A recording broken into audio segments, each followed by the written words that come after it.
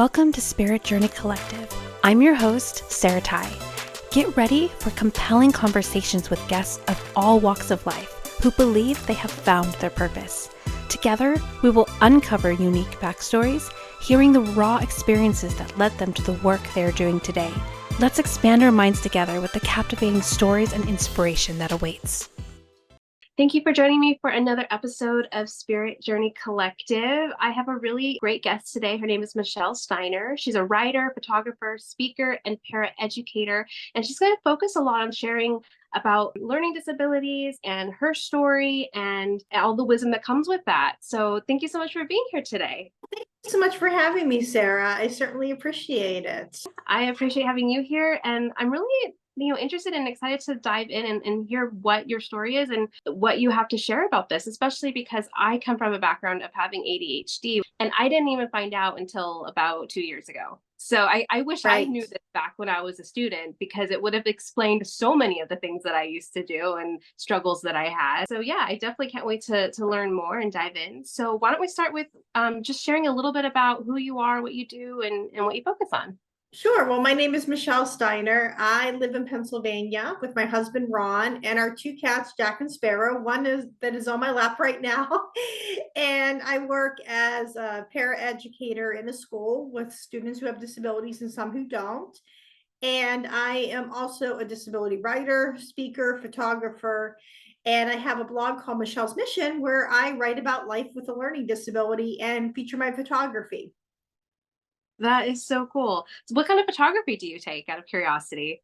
Sure, I take a lot of nature photography. That is something I love. Flowers, as you can see in my background. It's not my picture, but I take a lot of pictures of flowers and butterflies. I'm not able to drive because of my disability. So sometimes when I'm sitting in the passenger seat, I'll get a chance to observe details that other people will miss. And if I'm on my way to the gym or I'm on my way somewhere else, I'm not driving sometimes if I don't have a ride. So I get to take some pictures of some beautiful flowers. And that would be some kind of shot that I would miss if I wasn't driving. I love how you put a spin on that, how some people might think, oh my gosh, you can't drive. That must be so difficult. And you're actually like, well, no, I get to see what most people miss when they're driving, because I can just sit back and take it all in and the positives of it. So I love that. My mom's a photographer as well, and so she does a lot of nature, and so I'm like, oh, I love those kinds of pictures, especially, we all have our unique view and our unique lens we see, right? So you might see a meadow and be able to take a certain aspect of it that another photographer would take a different aspect of it, and so that's just, I love art in general, because it's so unique, and we have our own perception and our own lens.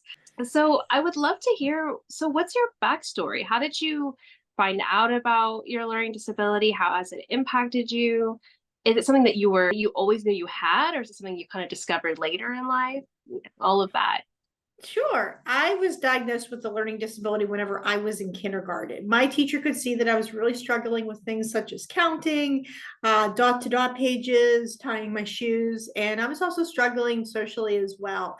And I was my parents' first child, so they didn't have a lot of development to base that on. So my teacher recommended that I get tested for having a learning disability. And sure enough, I had one. And at that time, having a learning disability wasn't really like, they didn't give you a specific diagnosis. It was more of an umbrella term. We knew I was not going to be a math genius, though, when I was 5 or 6. We knew that was going to be a struggle for me. That must have been really hard, though, because especially, it's only been more recently that there's been awareness around that sort of thing. Right. And so how was it like growing up, living with this learning disability and in a world that there wasn't really space to allow that yet? It was really difficult for me growing up at such a young age with how the world was. I had to repeat kindergarten the following year in a different school.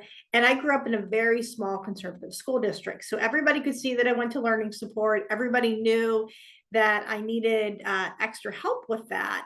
And I can just remember being really frustrated when I was young. All I wanted to do was learn like my peers, and I wanted to be able to make my parents proud, which they always were. And I thank God for them, because I couldn't have made it through all those years without my mom and my dad advocating for me and helping me.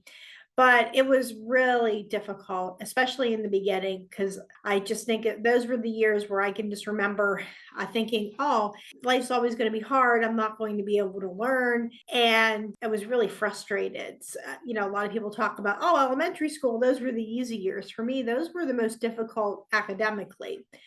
Socially, things got a lot harder for me when I was a teenager, because a lot of those things that happened was a lot of the groups became more defined, and I just didn't feel like I fit in with any one particular group. And luckily I found a group of teens that were involved in an art program that was just outside of my school district, and I had the chance to participate in that. And I was able to shed that reputation that followed me through all those years as being the one that was very smart, or the one that had the disability. And that led me also to find one of my writing groups that we still meet today. I'm so glad you had your parents as a support system. That's kind of like hard to find. Sometimes you're lucky and you get that, sometimes you don't, and you get more of the what's wrong with you? Why can't you keep up kind of an attitude? So that's Right. really important that you had some kind of stability. And I can understand elementary school years being difficult, because that's when you're kind of figuring out who you are.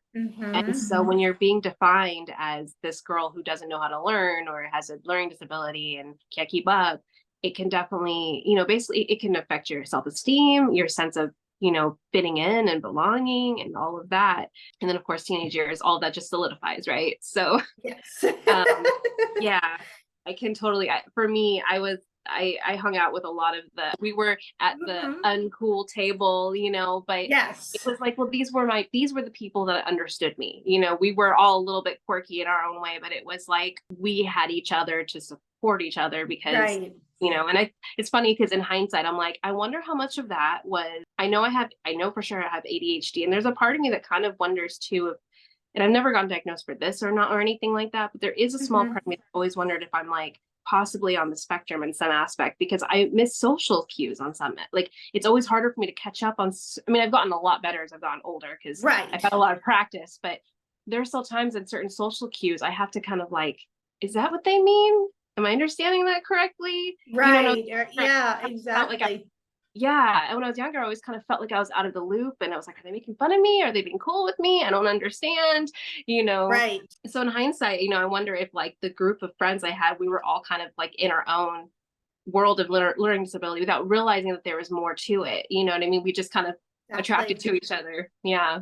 And that's definitely a possibility, because I can look back and some of the students who I was in learning support with, uh, they did not have learning disabilities, or they might have, but they also had a lot of behavioral issues. They came from some trauma backgrounds that were really difficult. And I think some of them had autism, and they didn't diagnose like they do now. So I think that's definitely a possibility. Yeah. And again, like it's not something Mhm. I'm not gonna go and label or worry about now, but Right, right. I have a Hmm. really good friend who's high functioning Hmm. Asperger's. And I mean, I would never have known if he didn't tell me. But some of the Right. things that he shared with me, like when he was younger, he was terrified of like making phone calls or talking to people. And I was like, oh my God, that was me too. My mom would be like, oh, Yeah. hey, can you call the cleaners and see if my clothes are ready? And I'm like, I can't do that. That's so scary to me. I can't talk to these people, and I had a terror. So it's so interesting that when I hear other stories and I'm like, the common parallels of the mind, I'm like, Yes. I feel like too that I don't know. I know that there's the neurodivergent and there's the neurotypical and there's, all these different Hmm. versions, but I'm also kind of like, I feel like the labels are not helpful very much either in a sense too. And I kind of feel like there's so many areas of society. I'm like, we need to reform that. And I feel like Yes. education is one of them.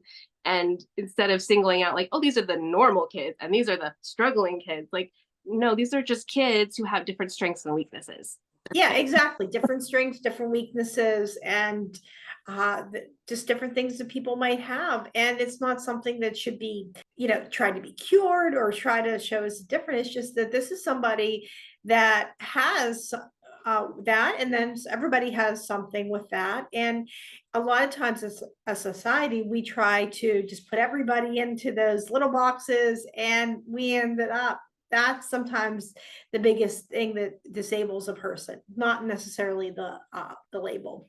Right. It's the mindset.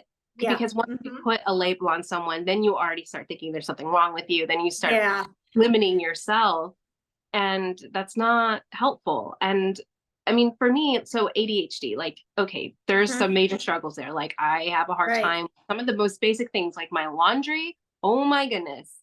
It takes me weeks to do my laundry. I mean, I can get them clean, but they're in piles. Like, it doesn't get folded properly in a timely manner. And it's so overwhelming. Or, things like that most that probably a good portion of society would be like, just do it. It's not that easy for Yeah, me.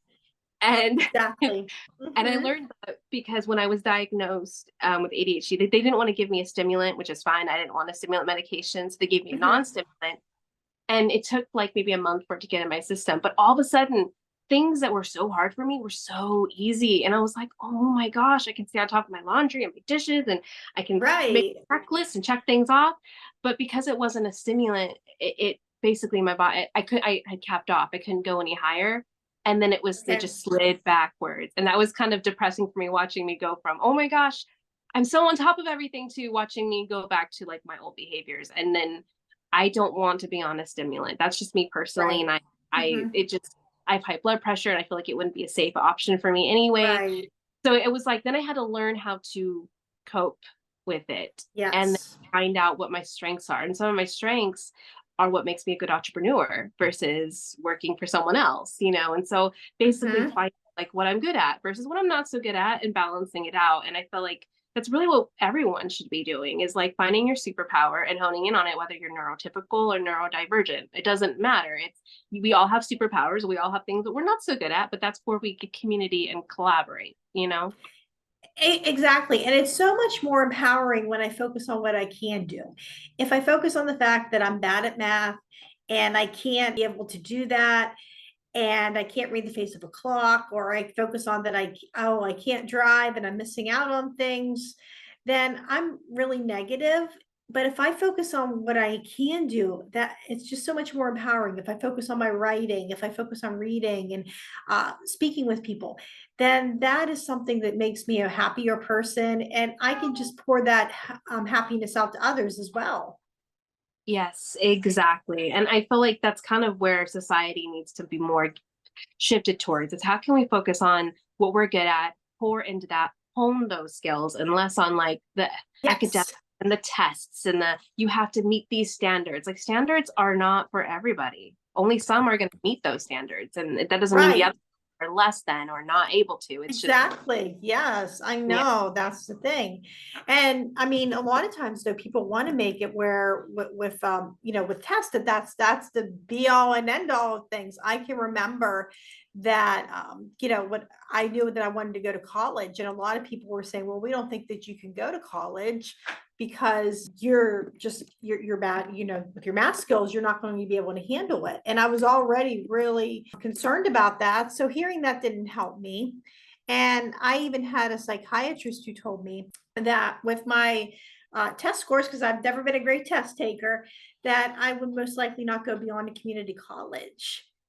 And hearing that was really hard when I first started out, because I'm thinking, well, maybe I would like to go and get my bachelor's degree.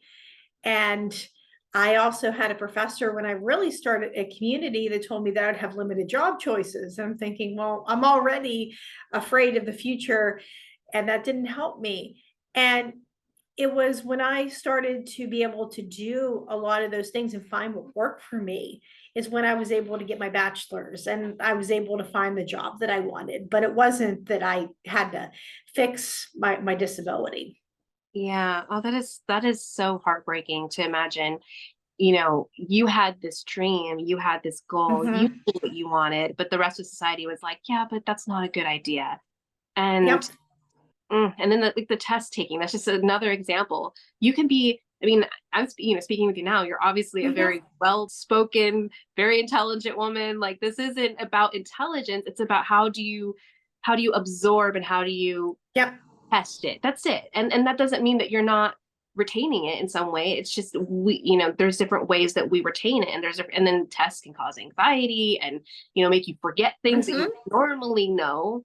So it's just those kinds of tests are, and that are, unfortunately still very much alive and in our system. It's just not, it's not good for everybody. And I feel like there Exactly. needs to be individual, like, okay, so maybe you get the people who are really good at tests. Okay, good. They're the test takers. Then you get the people that are Yep. not so good at tests, but how can we make sure that they're retaining what they need to retain? And it could be like I recently interviewed an artist who was like an art mentor and an art teacher. And she talked about how she didn't even really do tests most of the time with her students. She would Yep. give them the option if they could test or they can go to a museum and take a picture next to their favorite painting that they see. And I think that's so important, especially in the classroom, because I remember when I was at college, I could never be successful in a class that was going to involve a midterm, a final, a bunch of little tests in between, and maybe like one project. I never did that. I very well. And I can remember people would say, well, why are you going and taking this class? You're working a lot harder by writing all these papers. And what people didn't understand was for me, that wasn't as hard than it was taking a test. For me, taking a test was is a lot of hard work for me. And I agree, they should have that different instruction for those, if they're really great at taking tests, then you can take a test, easy way to boost your grade if you're good at that. But if you're not, then there's other opportunities. There's maybe going to a museum and writing a paper. There could be doing a presentation. There's just a lot of different ways that people learn and people think. Yeah, and going back to you even being told like, I don't know, your jobs are going to be limited. And I'm like, it's so funny because that's the old paradigm, right? The old paradigm is you do things a certain way. If you don't do it this way, then you're an outcast or you won't be able to Yep. be okay.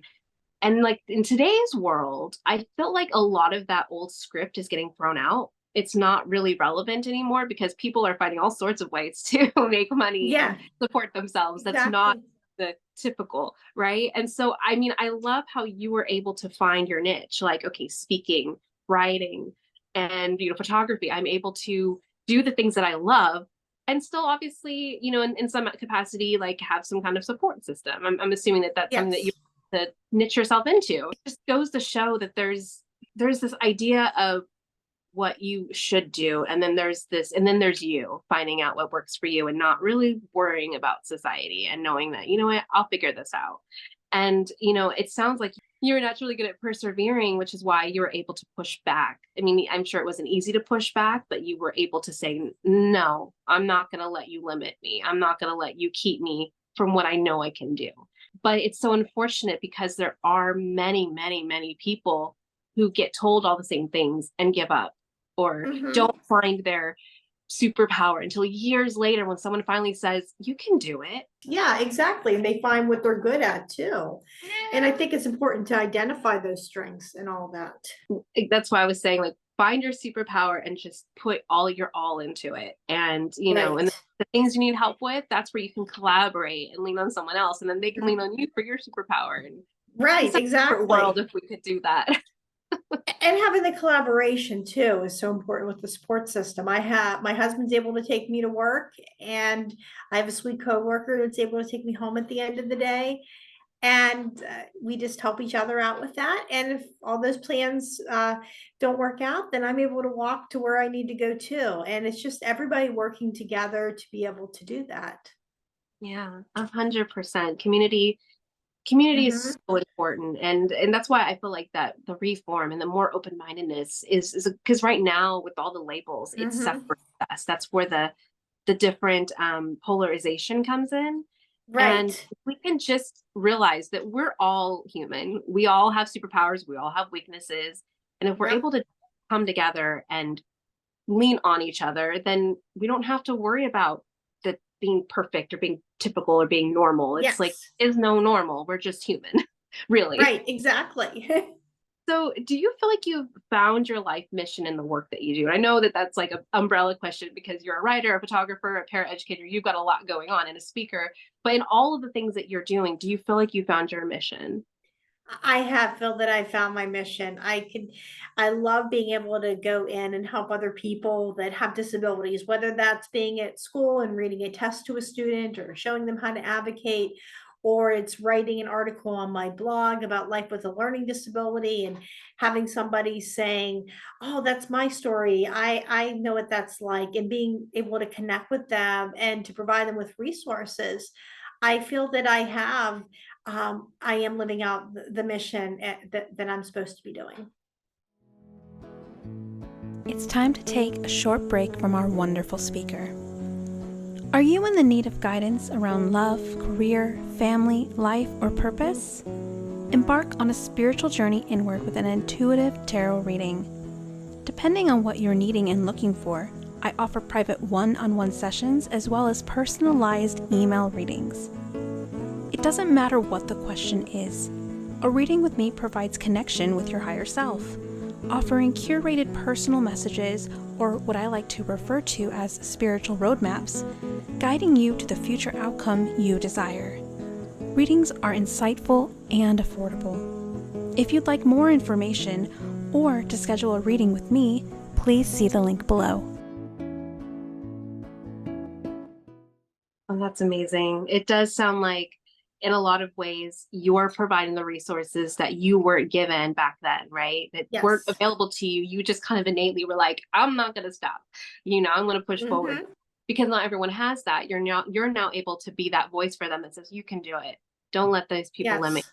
If I can do it, you can too. Kind of a camaraderie, right? Exactly. Yeah. Oh my gosh, that's so cool. That's amazing. So what is a common issue that you find that your students or your audience tend to struggle with? And what advice would you give for that sort of thing? I think a lot of the issues that a lot of people struggle with is confidence. Sometimes people might think, "Oh, I have this, I'm not able to do something," or somebody's going to find out that I have a disability, and that's not a good thing in life. And they don't feel really confident to sometimes want to speak out that I have a disability and these are the supports that I need, or they feel really ashamed about having one. And there really is no need for shame about having a disability or for needing support services as well. It's everybody just has something, and yeah, and just being able to see what services are out there as well. That's a really important point too, is, kind of what I already touched on, but and what you did too, the confidence and the shame piece. Because again, it's this idea that you're not fitting in the box, and then Yeah, assuming that that's a bad thing. And right. Exactly.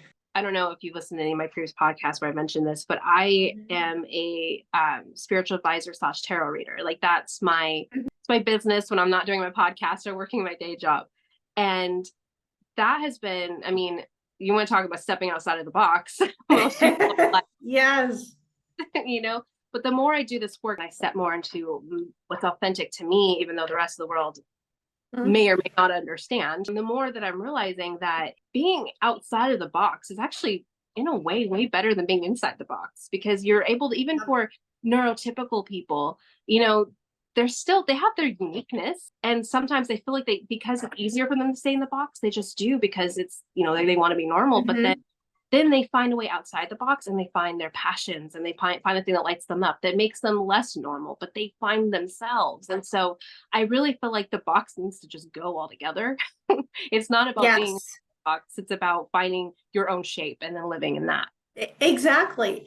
It's about living, yeah, your own shape. Yeah, going out of the box and just being able to think there. And a lot of times it's more of you get better, more creative ideas, and you get to show your uniqueness and you get to appreciate the uniqueness of other people. And I think sometimes when you are outside the box, you show that it's okay for other people to do that as well.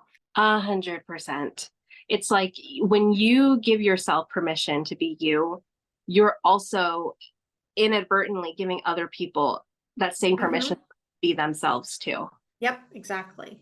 Yeah, that's something, and that's something that I've kind of learned just from my journey. It was, like, I would have so many different like podcasters or people I would look up to that I'm like, okay, Mhm.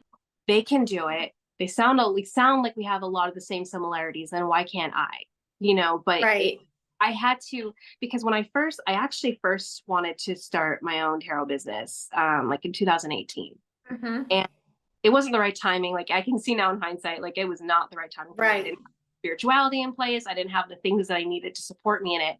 But I was so afraid of people finding out that I was doing that I created a name for myself, which was Jade. Like, it was Right. Jade Sparrow. And because I was like, I didn't want to post it on my social media. I didn't want anyone to know that that's what I was doing. Of course it didn't go anywhere. It literally, it was an idea that just died. But, I needed the strength later on to find out how I can, Mhm. reconnect with that part of myself and that love and that draw to it, Right. but also by being me and by being able Yep. to put it out like, yep, I'm the tarot reader. Hi, like Right. putting Right. my name Exactly. to it and not being ashamed that my name's attached to my business. And, you know, um, it took, I think, me seeing other people being successful and knowing that it was possible for me to be like, okay, yes. So they had to obviously go through their trials and tribulations to get there. Right. And then I was Uh-huh. able to see that and be like, okay, now I could do that. And I hope that my journey is helping inspiring others too. That would be my next thing is I would like to leave that legacy of someone else seeing I could do it. So they found their courage to do it too.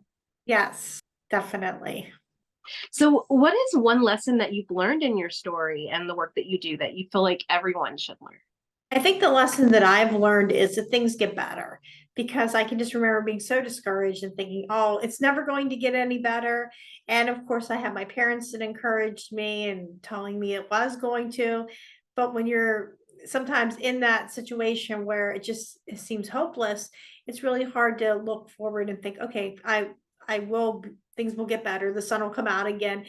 And I just wish that I knew that in the past because I would have had a much happier, much more relaxed journey that things were going to get better. Yeah, and that's the hard part too, is when your evidence says the opposite. And Yep. then well, my parents, they're just saying that because they love me and they want me to be Hmm. happy, but they don't really know what they're talking about. Of course they do, but yeah, as a parent, my daughter is very ADHD, and that's Okay. that I want her to always know that she can be herself, and Right. but it does, and I've thought about that. Like there are times where I try and tell her similar things to what your parents are saying, and she's only 7 going on 8, but she'll even say things like, "You're just saying that." Like, no, I'm not. But I think Right. part of it is you have to experience enough Yes. things to know that it will get better. That's the hard part. Is it's almost like you have to have the evidence of, well, and I love this saying, which I think probably the sooner like kids can learn this too, is I've survived 100% of the things that have happened to me up until this point. And so Yeah. if you can remember that, it's a little easier to be like, if I survived this horrible thing, then I can survive this mediocre trivial that I'm going through right now. But I think for kids and young adults, it's still, Hmm. it feels very black and white, and it's Yes. in that. So yeah, there needs to be more, like I said, in reform. If schools need to be reformed, and there needs to be a lot more like a mindset teaching in school. I think. Exactly. Yeah, Agreed. yeah. And it starts because then it's easy for them to just tap into that positive mindset versus like trying to find it Hmm. when you're an adult and Right, you know exactly. When you already have a lot of that fixed ideas that are there. Agreed. 100%. It's the deconditioning that, if we can get rid of the conditioning and just let kids be kids, then the deconditioning process won't be so bad. You would think. True. Yes.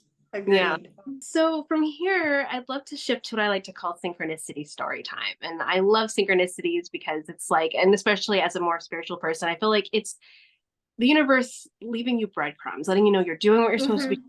where you're supposed to be, you're experiencing what you're supposed to be. Do you have any cool paranormal type stories, either in your work or just in general, that you can't explain that feels like a wink from the universe? Do you have something like that you could share?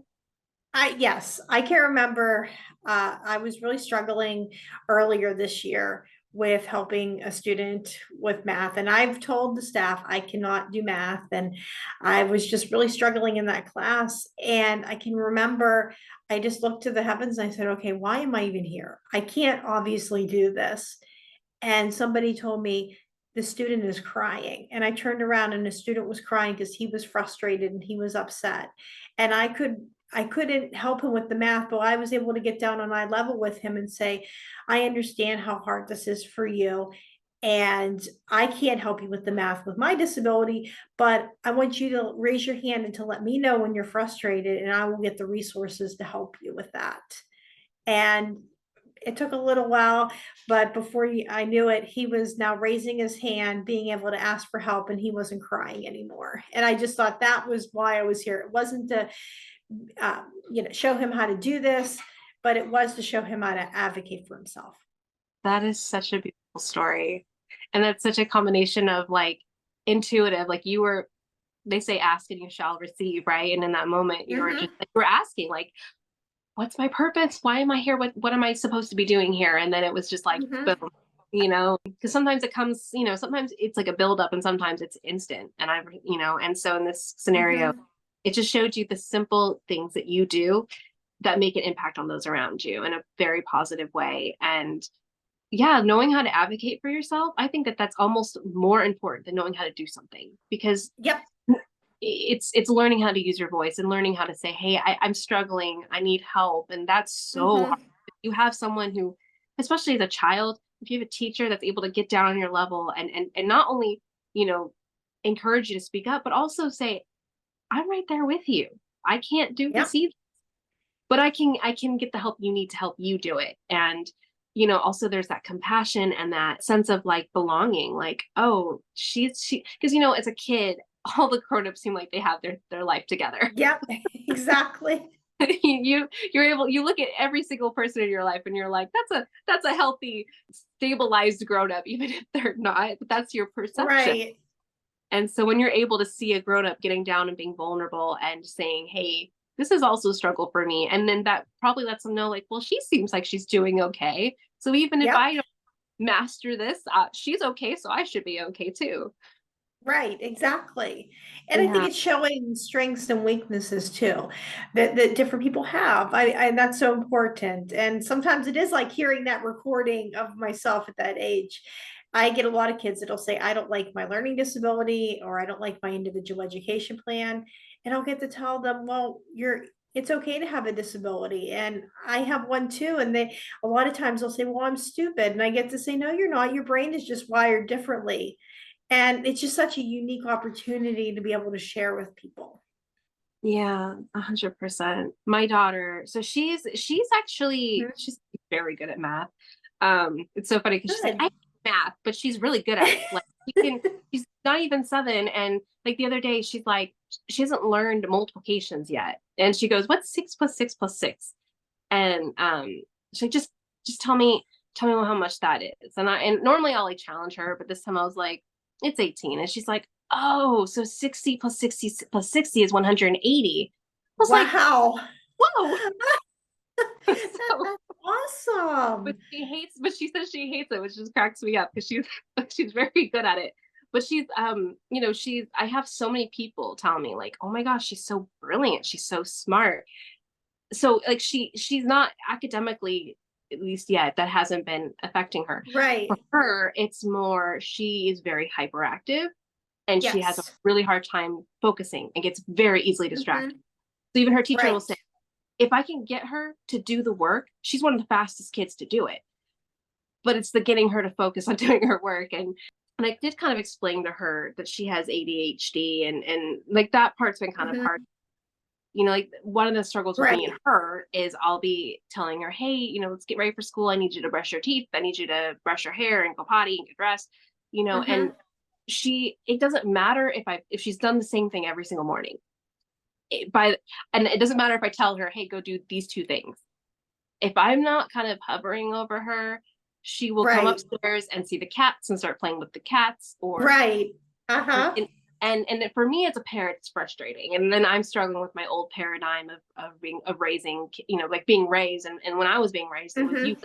or else, you're being disobedient because you're not listening. And so I have to kind of like check myself as a parent, because there are times where Right. I'm frustrated, like, why can't you just do what I'm asking you to do? And so one of the times I was having this conversation with her, she started crying and she's like, I don't like having ADHD. I want to listen to you. I'm not trying not to listen. Oh, To get distracted. right. And it just broke my heart. And it just was like, okay, no, I need to do better at helping her with this, because she's legitimately not trying to be disobedient. She just gets Right. easily distracted. It doesn't take much. And she's also really on the forgetful side too. So even though she's really good at retaining information, and she gets this from me because I totally do this. I'm good at like remembering dates and, podcast interviews and appointments and birthdays. I'm great at that. But when it comes to day, did I lock the door? Did I do this? Did I do that? Hey. I'm so bad at that. So she gets that, And honestly.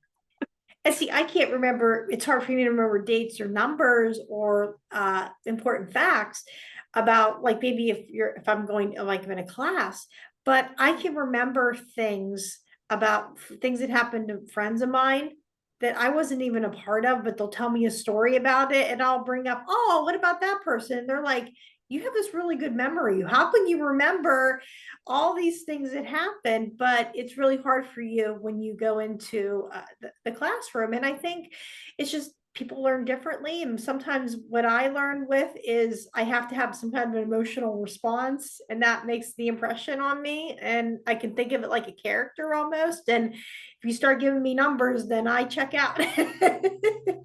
Yeah. Yeah. And it's kind of coming back to what you said, we're all wired different.